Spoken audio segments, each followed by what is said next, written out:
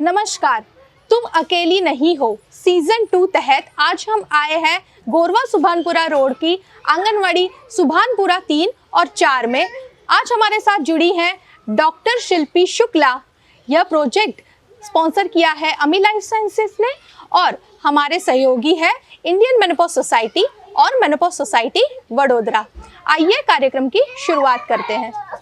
चलिए अब शुरू करें हम। तो सबसे पहले हम क्या करें, हमसे बात करने के लिए कौन आया है आज? डॉक्टर शिल्पी शुक्ला, उनका स्वागत करते हैं। Thank you. तो जैसे हमने शुरुआत में बात की, आज हम किस चीज पे बात करेंगे? बच्चा हो जाने के बाद मम्मी के मानसिक स्वास्थ्य का और स्वास्थ्य का, शारीरिक स्वास्थ्य का कैसे ध्यान रखना है। हम अच्छे से संभाल रहे हैं, हमको कुछ तकलीफ है ये जरूरी नहीं है, पर डॉक्टर क्या सलाह देते हैं ये जानना बहुत ज़रूरी है, ताकि अगर हम बहुत सालों से कोई गैर मान्यता चला रहे हैं तो उसका खंडन हो, वो गैर मान्यता कम हो और वो आगे ना बढ़े, है कि नहीं? तो सबसे पहले उस पर बात करें। फिलहाल मैं मैडम से ये पूछना चाहूँगी, डिलीवरी हो जाने के बाद मैडम इस समय को क्या कहते हैं और कितने समय तक हम महिला को, जो माता है, उसको संभालते हैं? बहुत अच्छा क्वेश्चन है। सब लोग यहाँ, सब लोग है, सब उम्र के लोग हैं।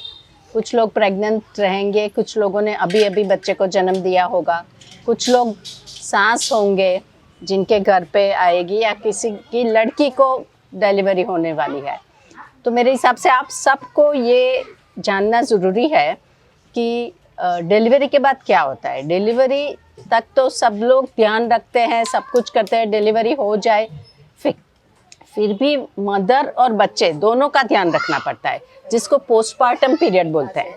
उसके फर्स्ट 24 आवर्स बहुत इम्पॉर्टेंट है, बट वो पेशेंट्स जनरली हमारी निगरानी में रहते हैं, तो उसमें कुछ भी कॉम्प्लिकेशंस होता है तो वो हम तुरंत देख लेते हैं।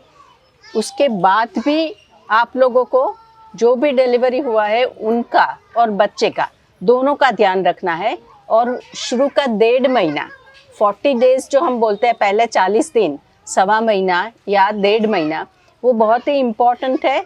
तब माँ और बच्चे दोनों का ध्यान रखना है, उसको पोस्टमार्टम पीरियड बोलते हैं। तो हमारे यहाँ ऐसी प्रथा है ना कि डिलीवरी के बाद लड़की को मायके भेजते हैं, है ना? कितने समय के लिए भेजते हैं? सवा महीने के लिए, है ना? तो डॉक्टर भी ये कहते हैं कि यही समय है जो सबसे ज्यादा संभालना चाहिए, है ना? तो मैडम को हम ये पूछेंगे कि यही सवा महीना में क्यों संभालना है? ऐसे क्या चेंजेस हमारे बॉडी में आए हुए होते हैं, हमारे शरीर में ऐसे क्या बदलाव आए होते हैं कि इसी सवा महीने 1.5 महीने में हमको सबसे ज्यादा ख्याल रखना है? जो डिलीवरी होती है तुरंत ही, किसी की नॉर्मल डिलीवरी होती है तो वहाँ नीचे स्टिच होते हैं, किसी को सीजर हुआ है तो पेट पे टाँके आते हैं। तो सबसे पहले तो मदर का टाँके वाली चीज़ का ध्यान रखना है, उसको किस तरह केयर करना है, उसमें इन्फेक्शन ना हो, उसके लिए उनकी पर्सनल हाइजीन भी कितनी ध्यान रखनी है। ऐसे नहीं कि सीजर किया है तो नहाना ही नहीं है। अभी तो ऐसे ड्रेसिंग रखते हैं कि आराम से नहा सकते हैं, साफ रख सकते हैं खुद को। तो खुद की सफाई पे दर्दी की, जिसके डिलीवरी हुई है उनकी सफाई इम्पॉर्टेंट है, और उनको पेन कम रहे उसके लिए जो भी ज़रूरी है वो सब करना चाहिए। ये सब फिज़िकल चेंजेस होते हैं, क्योंकि पूरी लाइफ चेंज हो जाती है मदर की। तो मदर को भी सपोर्ट चाहिए, फैमिली सपोर्ट बहुत इम्पॉर्टेंट है। उसमें सास है, मम्मी है और हस्बैंड, एटलीस्ट ये 3 लोग, या तो कोई भी सपोर्टिव फैमिली हो, वो उनको मदद करेंगे तो उससे ज़्यादा फ़ायदा होगा। ऐसे नहीं कि डिलीवरी हुआ है उनको टच नहीं कर सकते हैं, अलग ही रूम में रखते हैं, अंधेरे वाली रूम में रखते थे, वो सब दिन चले गए। अब फैमिली मेंबर्स ही मदद करेंगे तो उनको सब भी तकलीफ में अच्छा हो जाएगा। सेकंड, ब्रेस्ट फीडिंग बहुत इम्पॉर्टेंट है। जितना हो सके उतना जल्दी बच्चे को माँ को देना है और ब्रेस्ट फीडिंग कराना है। हम बोलते हैं सुवर्ण गोल्डन 1 आवर, डिलीवरी के पहले घंटे में बच्चे को माँ का दूध मिलना चाहिए, वो बच्चे का हक है ना? और वो जो शुरू का दूध होता है वो बच्चे के लिए वैक्सीन होता है, वो बच्चे को रोग प्रतिकारक शक्ति देते हैं, बच्चे को जो भी कैलोरी चाहिए वो मिलती है। ऐसे नहीं कि शुरू का दूध निकाल दो, ब्रेस्ट क्लीन करो और फिर बच्चे को दे दो, ऐसा नहीं है। वो अमृत है, वो बच्चे के लिए ज़रूरी है। तो पहले घंटे में बच्चे और माँ को ब्रेस्ट फीडिंग, हाँ कहीं बच्चे में कोई तकलीफ़ हो या माँ कोई सीरियस कंडीशन हो और दोनों को साथ में नहीं रख सकते, वो डिफरेंट सिचुएशन है, वो हम लोग संभालते हैं। बट जनरली डिलीवरी के बाद तुरंत ही हमारे हॉस्पिटल में तो ऐसा प्रोटोकॉल है कि डिलीवरी हो तुरंत ही बच्चे के ब्रेस्ट पे बच्चे को रख देते हैं। बच्चा खुद क्रॉल करके ब्रेस्ट ढूंढेगा और ब्रेस्ट फीडिंग करेगा। ये ही इम्पॉर्टेंट चीज़ है। तो ये ब्रेस्ट फीडिंग और ब्रेस्ट फीडिंग एक एकदम से अलग, जब जिसकी पहली डिलीवरी हुई है वो मदर के लिए भी नया है, बच्चा तो अभी बाहर आया है उनके लिए भी नया है। तो उसमें भी फैमिली सपोर्ट के साथ वो ब्रेस्ट फीडिंग कर सकते हैं। और ब्रेस्ट फीडिंग आगे वो कंटिन्यू करे, उसके लिए मदर को सपोर्ट की बहुत ही ज़रूरी होती है। पहले 6 महीने एक्सक्लूसिव ब्रेस्ट फीडिंग कराना चाहिए। जो स्टैंडर्ड ब्रेस्ट फीडिंग की प्रैक्टिस है, 6 महीना केवल पानी भी नहीं देना है। ऐसे नहीं कि बहुत गर्मी है, इतनी धूप है, बच्चे को पानी नहीं देंगे तो डिहाइड्रेशन हो जाएगा, ऐसा नहीं है। माँ के दूध में सब मिलता है, बच्चे को जो चाहिए वो सब कुछ माँ के दूध से मिलता है। पहले 6 महीने केवल दूध दो, 1 साल से 2 साल तक दूध माँ का चालू रखना चाहिए। 6 महीने के बाद दूसरा कुछ ऐड करो, तो वो ब्रेस्ट फीडिंग पार्ट है। थर्ड थिंग, उनको मेंटल सपोर्ट बहुत चाहिए, क्योंकि पूरी लाइफ चेंज हो जाती है ना, नई दिन नई रात नई नींद, कहीं पेन हुआ, ये हुआ, ब्रेस्ट पेन हुआ, तो उसके लिए मूड स्विंग्स आते हैं। तो इमोशनली भी मदर को सपोर्ट चाहिए। और फैमिली ही देख पाएगा। कोई मदर को ज़्यादा डिप्रेशन हो जाता है। ये ज़्यादातर लेडीज़ को रहता है कि जिसको बेबी ब्लूज़ बोलते हैं। वो थोड़ा सा इमोशनल डिस्टर्बेंसेस रहे, वो बात अलग है, फैमिली सपोर्ट से ठीक हो जाएगा। कुछ मदर को ज़्यादा डिप्रेशन लगता है, जैसे बच्चे को लेंगे ही नहीं, बच्चे का केयर ही नहीं करेंगे, बच्चा रो रहा है तो भी नहीं लेंगे। वो जो अलग से फीलिंग हो जाती है, उसमें डॉक्टर के पास जाना चाहिए, काउंसलिंग करना चाहिए, ज़रूरत हो तो कुछ दवाई शुरू करना चाहिए। तो ये एक मेंटल सपोर्ट हुआ। तो इसी तरह इमीडिएट पोस्टमार्टम में आप लोगों की भी इतनी ही रिस्पॉन्सिबिलिटी होती है बच्चा और माँ की केयर करने की। कुछ फैमिली में ऐसा प्रोटोकॉल होता है ना कि बच्चा जन्मे तो उसमें 2 टीपे दे देते हैं, ये दिया, ये मध दे दिया। उससे क्या होगा, बच्चा ब्रेस्ट फीडिंग नहीं करेगा। तो वो भी बिल्कुल ही गलत चीज़ है, वो नहीं करना है। हमने बात करी ब्रेस्ट फीडिंग की, अब हम थोड़ा सा आहार के बारे में बात करें, क्योंकि महिला के शरीर में अभी बहुत सारे बदलाव आए हुए होते हैं। शरीर बिल्कुल चेंज हो गया होता है। अभी तो लड़कियां काफ़ी कॉन्शियस होती है कि अरे मैं तो मोटी हो गई, मेरा तो पेट रह गया, अरे मुझे तो अभी अच्छा नहीं लग रहा है ना। तो उसके बारे में मैडम क्या कहते हैं कि हम वापस अपने पहले जैसे शरीर में कब आ सकते हैं, कैसे आ सकते हैं, और हमको उसके लिए खाने में, आहार में क्या बदलाव करने हैं, उसके बारे में जानेंगे। ठीक है। ये भी बहुत ही इम्पोर्टेंट है कि डिलीवरी के बाद माँ का ख्याल खाने पीने में भी रखना बहुत ज़रूरी है। ऐसा नहीं कि 16 kg घी भर दिया, खाने के बाद बस घी खिलाते रहो, ऐसा नहीं है। माँ के ब्रेस्ट फीडिंग करा रही है, इसके लिए बच्चे को दूध अच्छा मिले, दूध की क्वालिटी अच्छी रहे, क्वांटिटी अच्छी रहे, उसके लिए माँ को फ्लूइड ज़्यादा लेना है। पूरे दिन में कम से कम 3 लीटर पानी चाहिए, लिक्विड फॉर्म में, किसी भी तरह का, तो वो पानी चाहिए देना है। माँ को प्रोटीन इंटेक बढ़ाना है, नहीं कि घी दे दिया, शीरा दे दिया, उनकी भूख बिल्कुल मर गई और फिर वो दाल खाएगी ही नहीं, ऐसा नहीं है। उनको प्रोटीन चाहिए जिससे दूध की क्वालिटी अच्छी रहेगी। प्रोटीन किस में से मिलेगा, वो हम जो दाल खाते हैं वो थिक दाल है उसमें से मिलेगा, या जो भी पल्सेस बोलते हैं, मग है, मठ है, कठोर जो बोलते हैं, उसमें से मिलेगा, तो वो खिलाना है। कुछ लोग ऐसी मान्यता रखते हैं कि कठोर देते ही नहीं है, उनको गैस हो जाएगा, फिर ये होगा, ऐसा नहीं होता है। बट प्रोटीन इंटेक के लिए वेजिटेरियन है तो ये, नॉनवेज ले रहे हैं तो नॉनवेज में से तो प्रोटीन मिलेगा और एग्स में से भी मिलेगा। तो प्रोटीन इंटेक की बात है, वो ज़्यादा लेना है। फिर सब फ्रूट्स, हर तरह के फ्रूट्स और हर तरह के वेजिटेबल्स, वो देना ज़रूरी है, उसमें विटामिन्स ज़्यादा आएंगे। और मिल्क प्रोडक्ट्स, क्योंकि कैल्शियम भी चाहिए। ब्रेस्ट मिल्क में कैल्शियम होता है, मदर के खुद के बोन्स के लिए भी कैल्शियम ज़रूरी है। तो क्या क्या ज़्यादा देना है, प्रोटीन देना है, फ्लूइड इनफ लेना है, फ्लूइड माने कैल्शियम लेना है ना। ये 3 चीज का बैलेंस करके आहार करते हैं। जो जो फैमिली पैटर्न होती है, जो उनको टेस्ट अच्छा लगता है उसी फॉर्म में दे दो। बट ये थोड़ा सा नॉलेज होगा ना तो उससे फ़र्क पड़ेगा। मैंने देखा है बहुत सारे फैमिलीज़ में खाने शीरा पापड़ ही दे देते हैं, तो उससे क्या होता है कि पूरा उसकी भूख ही मर जाती है। फिर वो जो रेगुलर खाना पूरा हमको हमारे इंडियन फैमिली में जो बनता है वो खा ही नहीं पाती है, और उससे वो मोटी तो हो जाएगी अच्छे से, लेकिन बच्चा मोटा नहीं होगा। बच्चे को जो मिलना चाहिए वो नहीं मिलेगा। ब्रेस्ट मिल्क की क्वांटिटी नहीं बनेगी, क्वालिटी अच्छी नहीं बनेगी। तो सब लोगों को, माँ, सास, सबको समझना है कि इस तरह आहार देते हैं, और उसके साथ साथ थोड़ा सा एक्सरसाइज भी होता है।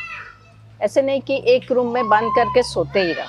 हाँ, वो खुद काम नहीं करेगी, रेस्ट चाहिए उनको, बट वो बच्चे का ध्यान रख सके उतना काम करेगी, उतना घूमेगी तो वो अच्छा है।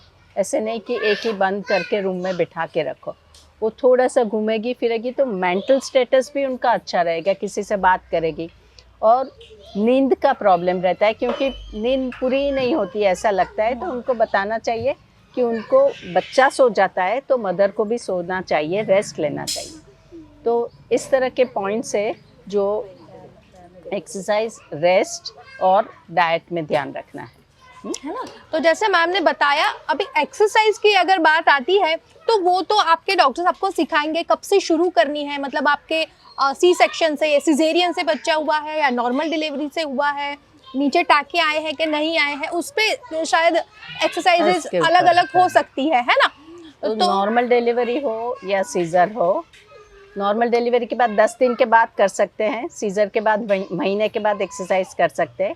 एक्सरसाइज में पेट का जो लूज हो जाता है ना पूरा, वो वापस करना है वो स्ट्रेंथ, तो उसके लिए अलग एक्सरसाइज होती है। और पेल्विक मसल लूज हो जाते हैं तो यूरिन का कंट्रोल, स्टूल का कंट्रोल, उसमें प्रॉब्लम होता है। तो पेल्विक मसल फ्लोर की एक्सरसाइज भी बताते हैं, जहाँ डिलीवरी होता है वो लोग बताते हैं, और वो भी करना चाहिए।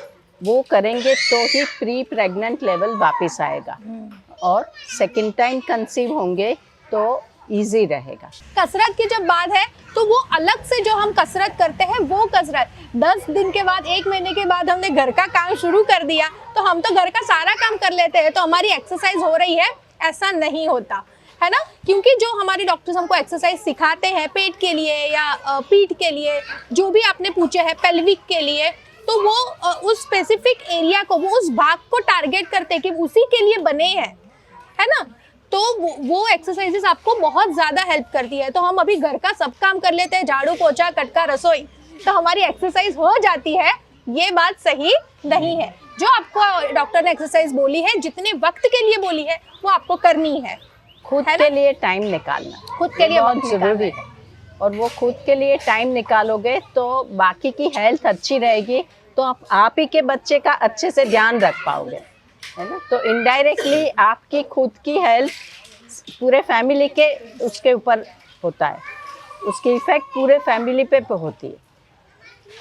ठीक है, अब आगे बढ़ते हैं। अब हमने खुराक की बात की है ना, हमको क्या क्या खाना चाहिए, तो मैडम ने बताया दूध, दही, छाछ, है ना, दूध की बनावटें, कठोर जिसको बोलते हैं, अंकुरित मूंग है, मठ है, चने हैं, ये सब लेना है। पर अभी इसको लेकर भी बहुत सारी गैर मान्यता है कि क्या खाना है क्या नहीं खाना है ना। कुछ लोग खजूर खाना या ये दही, दूध, छाछ, दूध की बनावटें नहीं खाने देते, नींबू खाना अलाउड नहीं होता, स्पेशली अगर आपको कहीं पे भी टाँके आए हुए हैं, है ना, नीचे टाँके आए हैं तो, पेट पर टाँके हैं तो नींबू नहीं खाया दिया जाता। तो उसके बारे में मैडम क्या कहेंगे?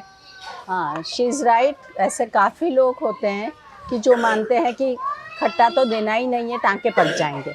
देखो, खट्टे जो भी है ना उसमें विटामिन सी होता है, और विटामिन सी कोई भी जगह के घाव को हील करने के लिए अच्छा है। तो वो बिल्कुल ही गलत मान्यता है कि खट्टा नहीं देना है। सब कुछ दे सकते हैं, नींबू दे सकते हैं, टमाटर दे सकते हैं, आमली भी दे सकते हैं। ऐसा नहीं है कि खट्टा खाओगे तो टाँके पक जाएंगे। ऑन द कॉन्ट्री, नींबू खाने से या बटर मिल्क लेने, छाछ लेने से हीलिंग अच्छा रहेगा। तो वो बिल्कुल ही गलत चीज़ है।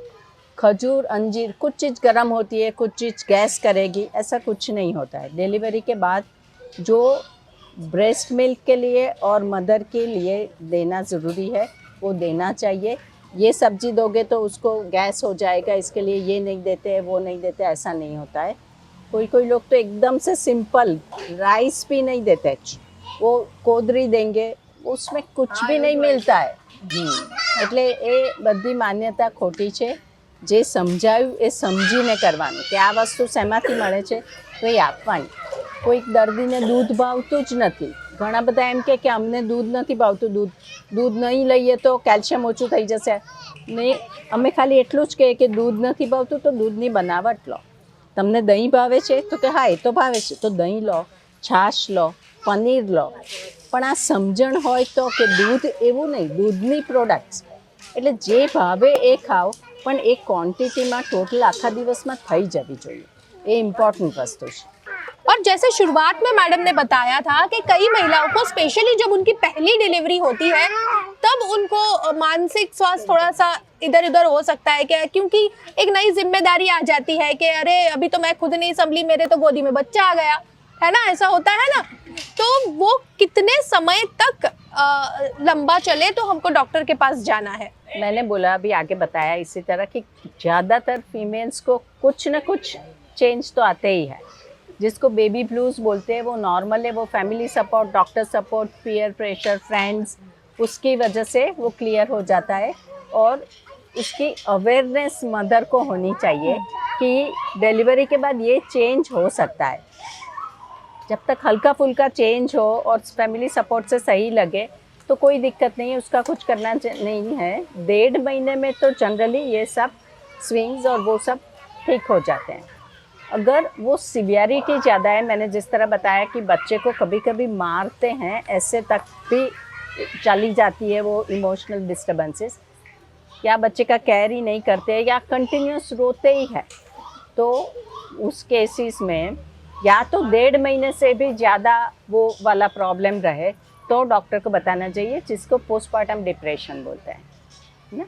तो कुछ कुछ सिचुएशंस, कुछ लोग ज़्यादा डिप्रेशन के शिकार हो सकते हैं, तो वो बैकग्राउंड जनरली डॉक्टर को मालूम होता है और वो केसेस में वो ज़्यादा ध्यान रखते हैं। बट काउंसलिंग करेंगे उससे फ़र्क पड़ेगा। बट ज़्यादातर ये अवेयरनेस VNM में बहुत ही अच्छा काम कर रही है कि ये अवेयरनेस फैला रहे हैं कि इसमें से कुछ भी हो तो डॉक्टर को कंसल्ट करो, बाकी के आप अपने आप ध्यान से क्लियर कर सकते हो, है ना।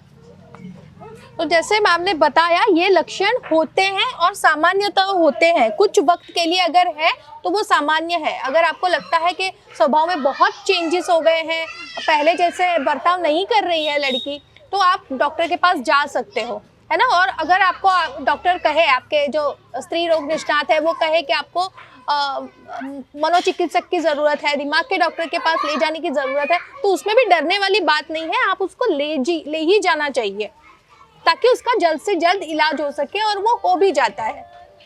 और क्योंकि यहाँ पे आज बड़ी उम्र की महिलाएं भी हैं जिनकी बहुएं या बेटियां होंगी, तो इसीलिए यहाँ पे हम वापस से मेंशन ये करना चाहेंगे कि ऐसा नहीं है कि वो नाटक कर रही है या वो काम नहीं करना चाहती है, ऐसा हमेशा नहीं होता है। इनफैक्ट ऐसा होता ही नहीं है। आप भी इसमें से गए हो और आप जानते हो कि ऐसा होता है ना। तो उनका सपोर्ट कीजिए और आप वो पहली महिला बनिए जो उनको सपोर्ट करे, है ना। अगर आपके घर में बहू है, बेटी है, तो डॉक्टर के पास ले जाने में आपको ही बिल्कुल पीछे नहीं हटना है, आपको ले जाना है उनको, ठीक है। तो बच्चा हो जाने के बाद का जो पीरियड होता है उसको कहते हैं हम पोस्टनेटल केयर। ये एक नया शब्द हमने जाना। तो जैसे मैंने बताया था, आज एक बहुत इम्पोर्टेंट मुद्दे पे हम बात करेंगे जिसको कहते हैं मेनोपॉज। किस किस ने सुना है मेनोपॉज शब्द? हाथ उठाएं। सुना है? इतने लोगों में से इतने नहीं सुना है शब्द मेनोपॉज? ठीक है, कोई बात नहीं, हाथ रख लीजिए। आपको पता होगा, पर इसका ये शब्द आपको शायद नया हो, पर इसके बारे में आप जानते तो हैं ही। तो बहुत कम लोगों ने हाथ उठाए हैं, तो हम वहीं से शुरू करते हैं। मैडम, मेनोपॉज मतलब क्या? जिसको मेनोपॉज है उसमें से किसी ने उंगली नहीं उठाई।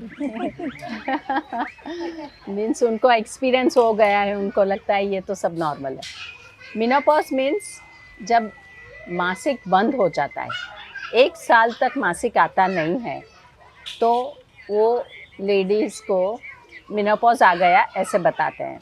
वो डेफिनेशन वाइज ऐसा है। बट मेनोपॉज क्यों आता है? मासिक जैसे कुछ साल से शुरू होता है और हर महीने आता ही रहता है, बट वो अंडाशय जो होते हैं, ओवरीज बोलते हैं, उसमें से कुछ अंतस्त्राव आते हैं, हॉर्मोन्स आते हैं। जैसे जैसे एज बढ़ती है वो अंतस्त्राव कम हो जाता है, वो अंडाशय का काम कम हो जाता है, ओवरी का वर्क कम हो जाता है, और उसमें से जब हॉर्मोन्स बनना बंद हो जाए तो पीरियड्स आना बंद हो जाता है। वो नेचुरल है, ऐसा नहीं है, बट हर एक के लिए वो एज अलग अलग होती है। तो वो ट्रांजिशन फेस होता है, जब ओवरी का काम कम होना शुरू हो जाए तब से बंद मासिक होता है, वो प्री मेनोपॉज बोलते हैं। मेनोपॉज आने तक का टाइम है, और मेनोपॉज के जो भी चेंजेस है वो उसी टाइम से शुरू हो जाते हैं। फिर 1 साल तक ना आए तो उसको मेनोपॉज बोलते हैं, और 1 साल ना आने के बाद का टाइम है उसको पोस्ट मेनोपॉज बोलते हैं। तो बट उसमें सिम्टम्स कभी भी किसी को कोई भी टाइम पे आ सकते हैं, pre menopause, menopause, post menopause में, है ना। और हर एक को अलग अलग आता है। किसी को कुछ भी प्रॉब्लम नहीं होता है, कंप्लीट ट्रांजिशन फ्री नॉर्मल रहता है, उसके लिए डॉक्टर के पास भी नहीं जाते हैं। और किसी को बहुत सारे प्रॉब्लम्स होते हैं, तो वो वेरिएशंस हर एक पे डिपेंड करता है क्या होता है किससे। बट कुछ भी प्रॉब्लम हो तो डॉक्टर के पास जाना चाहिए, क्योंकि सब मेनोपॉजल सिम्टम्स के ट्रीटमेंट अवेलेबल है। ऐसा नहीं है कि ये तो नेचुरल है, ये तो सहन करना ही है ना, ये तो सबको होता होगा, तो मैं भी 1 साल 2 साल ऐसे सहन कर लूँ। ज़रूरी नहीं है, क्योंकि आप सब लेडीज़ वर्किंग रहती है, तो काम करने में दूसरे सहयोग जो भी होते हैं उनके साथ भी प्रॉब्लम होता है ना। तो सब आप बोलो, कम्युनिकेट करो। प्रॉब्लम्स हो रहा है तो गो टू डॉक्टर, डॉक्टर के पास जाओ, बातें करो, तो कुछ ना कुछ सॉल्यूशन मिल जाएगा। तो ये मेनोपॉज है ना। है ना। तो जैसे मैम ने बताया, मेनोपॉज माने क्या? पीरियड्स का रुक जाना हमेशा के लिए, है ना। ये एक इवेंट है ना, कि एक साइकिल में हमको पीरियड्स आया और उसके बाद 12 महीने तक नहीं आया, 1 साल तक नहीं आया, मतलब बंद हो गया, है ना। ये तो एक इवेंट हुआ, पर उसके पहले भी बहुत कुछ होता है कई महिलाओं को, है ना। उसके बारे में मैम को पूछते हैं कि जैसे मैडम ने बताया, मेनोपॉज आने से पहले का समय यानी पेरी मेनोपॉज, उसमें क्या कोई लक्षण दिखते हैं महिलाओं को? सबको नहीं दिखते हैं या सबको दिखते हैं, या क्या है? ठीक है, जाने। मैंने जिस तरह बताया कि जो अंतस्त्राव बनते हैं वो कम हो जाता है, एस्ट्रोजन जो हार्मोन्स कम हो जाते हैं उसकी वजह से सब सिम्टम्स आते हैं। किसी किसी को हॉट फ्लशेस होते हैं, जैसे कहीं ठंडक में फैन भी चल रहा है, एसी भी चल रहा है, तो भी एकदम से लगे कि बहुत ही गर्मी लगी है, बहुत ही पसीना हो गया। वो कभी भी कोई भी टाइम पे हो सकता है। रात में हो तो नींद में से उठ जाएंगे, जिसको हॉट फ्लशेस बोलते हैं। वो एक चीज़ है, वो भी हार्मोनल डिप्राइवेशन की वजह से होता है। किसी किसी को वजाइनल ड्राइनेस हो जाती है, जिसकी वजह से पेशाब में दिक्कत होता है, यूरिन होल्ड नहीं कर पाते, बार बार यूरिन पास करने जाना पड़ता है। और अगर यूरिन लगे तो वॉशरूम तक पहुंचते पहुंचते यूरिन लीक हो जाता है। तो ये सब समस्याएं भी पेरीमेनोपॉजल मेनोपॉजल सिम्टम्स में हो सकती है।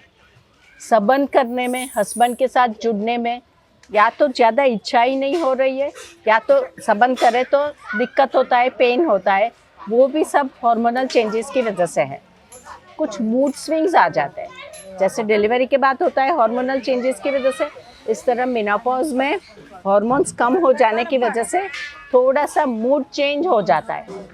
आपको लगता होगा कि रूटीन में अगर कोई 2 गेस्ट आ गए और खाना बनाना है तो स्ट्रेस नहीं होता था, अभी इस टाइम में ऐसा है कि किसी ने बोला हम आते हैं, हमारा खाना बनाओ, तो एकदम से स्ट्रेस हो जाएगा। वो एज की वजह से, वो मेनोपॉजल सिम्टम से मूड स्विंग्स है, जब बार बार गुस्सा आना, थोड़ी थोड़ी देर में स्ट्रेस में आ जाना, बच्चों के साथ लड़ाई हो जाए, हमको लगे कि इसमें बच्चे को कुछ बोलना ही नहीं था, लेकिन फिर भी वो सब मूड स्विंग्स, वो चेंज, फैमिली वाले सब आपसे जान जाएंगे कि मम्मी का गुस्सा बढ़ गया है। है ना। तो ये मूड स्विंग्स भी हो सकते हैं, ये सब पेरीमेनोपॉजल सिम्टम्स है। और पीरियड्स इरेगुलरिटी होती है ना, वो इनिशियली पीरियड इरेगुलर हो जाते हैं, कम आए, ज़्यादा आए, जल्दी आए, लेट आया, और ग्रेजुअली बंद हो जाएगा। तो ये सब पेरीमेनोपॉजल चेंज है। उसमें आपको लग रहा है कि कुछ दिक्कत हो रहा है तो डॉक्टर के पास जाना चाहिए, क्योंकि ये सब चीज़ की ट्रीटमेंट है, ऐसे नहीं कि उसको सहन ही करते रहो। 45 to 55, ये अच्छा क्वेश्चन है। 45 से 55 तक कभी भी मेनोपॉज आ सकता है। General age is 51 years, but 45 से 55 तक कभी भी आ सकता है। बट जिसको जल्दी आ जाए, जैसे 40 साल की उम्र में ही मासिक बंद हो गया, तो उनको डॉक्टर को मिलना चाहिए, क्योंकि मेनोपॉज जितना जल्दी आता है हड्डियाँ कमज़ोर होने लगती है, तो उसका भी ध्यान रखना पड़ता है। दूसरे सिम्टम्स तो आते हैं, बट ये हड्डियाँ भी कमज़ोर हो जाती है, तो उसको प्री मैच्योर मेनोपॉज बोलते हैं, जिसको 40 या 40 से पहले, और वो फैमिली में रन करता है। जैसे कि मम्मी का जल्दी चला गया, उनकी भी पॉसिबिलिटी है कि वो भी, उनका भी मासिक जल्दी चला जाए, और या तो दूसरे कुछ रीज़न है। बट जब भी लगे कि 40 से पहले मेनोपॉज आ गया, तो डॉक्टर को कंसल्ट करना चाहिए। ऐसे नहीं खुश हो गए, चलो बंद हो गया, वो प्रॉब्लम ही चला गया, है ना, ऐसा नहीं है। તો જ્યારે આપણું માસિક અનિયમિત છે તો આપણે મેડમ પાસેથી જાણીશું કે આવા સંજોગોમાં શું પ્રેગ્નન્સી રહી શકે? માસિક ઇરેગ્યુલર હોય તો પ્રેગ્નન્સી રહે જ નહીં, હા પોસિબિલિટી કમ થઈ જાય, પણ રહે જ નહીં એવું નથી હોતું। એટલે એ ટાઈમમાં પણ તમારે કશુંક કોન્ટ્રાસેપ્શન માટે, પ્રેગ્નન્સી ના રહે એના માટે વાપરવું જોઈએ। કારણ કે આ ટાઈમ એવો છે કે કદાચ પ્રેગ્નન્સી રહી ગઈ અને તમને માસિક ન આવ્યું, તો એમ જ લાગે કે હવે ઇરેગ્યુલર થઈ ગયું છે એટલે નથી આવતું। એવા પણ અમારી પાસે આવ્યા છે કે 45 વર્ષની ઉંમરે 6 મહિનાની પ્રેગ્નન્સી લઈને આવી જાય, કારણ કે એમને એમ થાય કે આ તો માસિક ચાલી ગયું છે। એટલે જ્યાં સુધી માસિક આવે છે, ઇરેગ્યુલર પણ હોય, ત્યાં સુધી પ્રેગ્નન્સી ન રહેવા માટેના જે પણ તમે સાધનો વાપરતા હોય એને કન્ટિન્યુ કરવાનું। માસિક 1 વર્ષ બંધ થઈ જાય પછી પ્રેગ્નન્સી રહેતી નથી, પછી તમે એ સાધનો વાપરવાનું બંધ કરો તો ચાલે, પણ ત્યાં સુધી સાધન વાપરવું પડે। પ્રેગ્નન્સી ન રાખવા માટેના બધા પ્રિકોશન્સ કરવા જોઈએ। જેમ મેમે કહ્યું, પેરીમેનોપોઝલમાં છો, તમારા પીરિયડ્સ અનિયમિત થઈ ગયા છે, તો પ્રેગ્નન્સી રહી શકે છે। તો એકાદ મહિનો તમારો પીરિયડ મિસ જો થાય છે તો ડૉક્ટર પાસે જવું જોઈએ અને ટેસ્ટ કરી લેવા જોઈએ, પ્રેગ્નન્સી ટેસ્ટ। તો એવું થાય મેમ કે પ્રેગ્નન્સી રહી ગઈ આ ઉંમરમાં, મોટી ઉંમરમાં, પેરીમેનોપોઝ સમયમાં, તો એના કોઈ અલગથી રિસ્ક? એટલે પ્રેગ્નન્સી 45-35 વર્ષ પછીની બધી મધર્સને એલ્ડરલી મધર્સ કહેવાય। એટલે જે ઉંમરના રિસ્ક હોય એ રિસ્ક રહે। જેમ મોટી ઉંમરને બીપી હોય, ડાયાબિટીસ હોય, કોઈ બીજી મેડિકલ કન્ડિશન હોય, તો એમાં પ્રેગ્નન્સી એ હાઈ રિસ્ક થઈ જાય। બીજું કે જેમ મોટી ઉંમરે પ્રેગ્નન્સી રહે, એમ બાળકમાં ખોડખાપણ આવવાની શક્યતા વધતી જાય। એનો અર્થ એવો નથી કે બધા જ બાળકો ખોડખાપણવાળા આવે 35 વર્ષની ઉંમર પછી, એવું નથી હોતું, પણ એ શક્યતા 35 વર્ષથી નાની ઉંમરના અને પ્રેગ્નન્સી રહે એના કરતાં 35 પછી રહે એને વધારે હોય। એટલે 45 વર્ષે બીજી બધી કન્ડિશન્સથી એ પ્રેગ્નન્સી હાઈ રિસ્ક થાય, અને બાળકમાં પણ આ તકલીફ થવાની શક્યતા હોય। એટલે જો તમારી કન્ટિન્યુ કરવાની ઈચ્છા હોય તો ડૉક્ટર પાસે વહેલી તકે જઈ અને બધા જે પણ જરૂરી ટેસ્ટ હોય એ કરાવી અને પ્રેગ્નન્સી સપોર્ટ માટે જે કંઈ જરૂરી ટ્રીટમેન્ટ હોય એ ચાલુ કરવાની।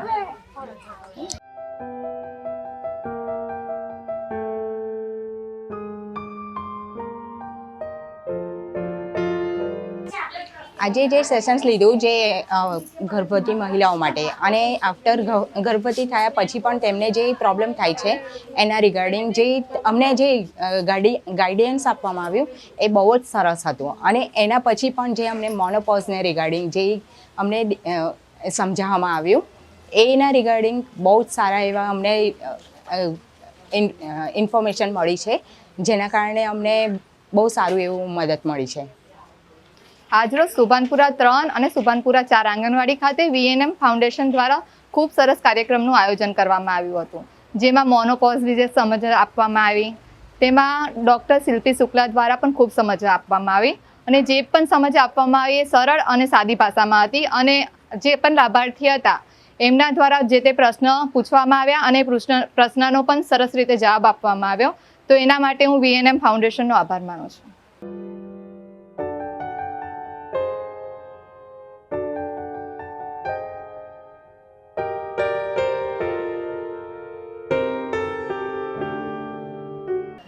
मैं doctor Shilpi Shukla menopause society of Vadodara से डॉक्टर हूँ, जो VNM फाउंडेशन के सहयोग से ये पोस्टमार्टम और मीनापॉज अवेयरनेस स्प्रेड कर रहे हैं, उसमें मैं भाग लिया मैंने. उसके लिए मैं VNM फाउंडेशन को आभार व्यक्त करती हूँ और VNM फाउंडेशन को कॉन्ग्रेचुलेट करती हूँ कि ये बहुत ही ज़रूरी अवेयरनेस है जो स्प्रेड कर रहे हैं.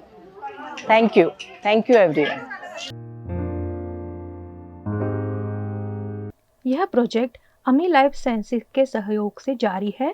साथ ही इंडियन मेनोपॉज सोसाइटी और मेनोपॉज सोसाइटी वडोदरा के कोलैबोरेशन में शहर की 10 आंगनवाड़ी केंद्रों में किया जाएगा.